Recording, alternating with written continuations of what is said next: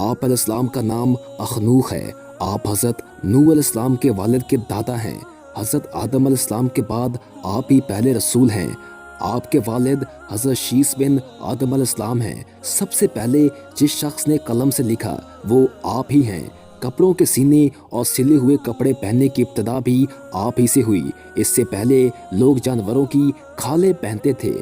سب سے پہلے ہتھیار بنانے والے، ترازو اور پیمانے قائم کرنے والے اور علم نجوم و حساب میں نظر فرمانے والے بھی آپ ہی ہیں۔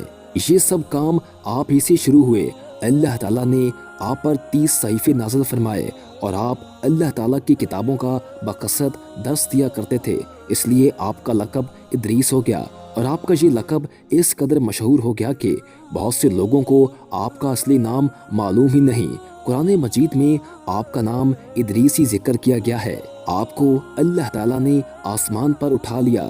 بخاری و مسلم کی حدیث میں ہے کہ حضور اکرم صلی اللہ علیہ وآلہ وسلم نے شب معراج حضرت ادریس علیہ السلام کو چوتھے آسمان پر دیکھا۔ حضرت کعب آبار رضی اللہ تعالیٰ عنہ وغیرہ سے مروی ہے، حضرت ادریس علیہ السلام نے ملک الموت سے فرمایا کہ موت کا مزہ چکھنا چاہتا ہوں، کیسا ہوتا ہے، تم میری روح قبض کر کے دکھاؤ۔ ملک الموت نے اس حکم کی تعمیل کی اور روح قبض کر کے اسی وقت آپ کی طرف لوٹا دی اور آپ زندہ ہو گئے۔ پھر آپ نے فرمایا کہ اب مجھے جہنم دکھاؤ تاکہ خوف الہی زیادہ ہو۔ چنانچہ یہ بھی کیا گیا۔ جہنم کو دیکھ کر آپ نے دروغہ جہنم سے فرمایا کہ دروازہ کھولو، میں اس دروازے سے گزرنا چاہتا ہوں۔ چنانچہ ایسا ہی کیا گیا اور آپ اس پر سے گزرے۔ پھر آپ نے ملک الموت سے فرمایا کہ مجھے جنت دکھاؤ۔ وہ آپ کو جنت میں لے گئے۔ آپ دروازوں کو کھلوا کر جنت میں داخل ہوئے۔ تھوڑی دیر انتظار کے بعد ملک الموت نے کہا کہ اب آپ اپنے مقام پر تشریف لے چلیں۔ آپ نے فرمایا کہ اب میں یہاں سے کہیں نہیں جاؤں گا۔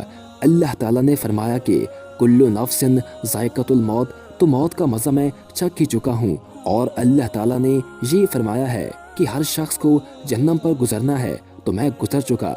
اب میں جنت میں پہنچ گیا، اور جنت میں پہنچنے والوں کے لیے خدا وند قدوس نے یہ فرمایا ہے کہ جنت میں داخل ہونے والے جنت سے نکالے نہیں جائیں گے۔ آپ مجھے جنت سے چلنے کے لیے کیوں کہتے ہو؟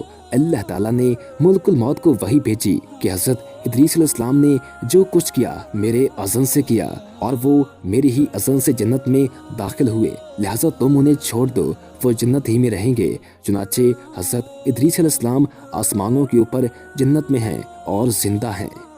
ویڈیو پسند آنے کی صورت میں ویڈیو کو لائک کر دیں اور ہمارے چینل کو سبسکرائب کر دیں، اور ساتھ ہی بیل کے آئیکن کو پریس کر دیں تاکہ نئی آنے والی ہر ویڈیو آپ کو ملتی رہا کرے۔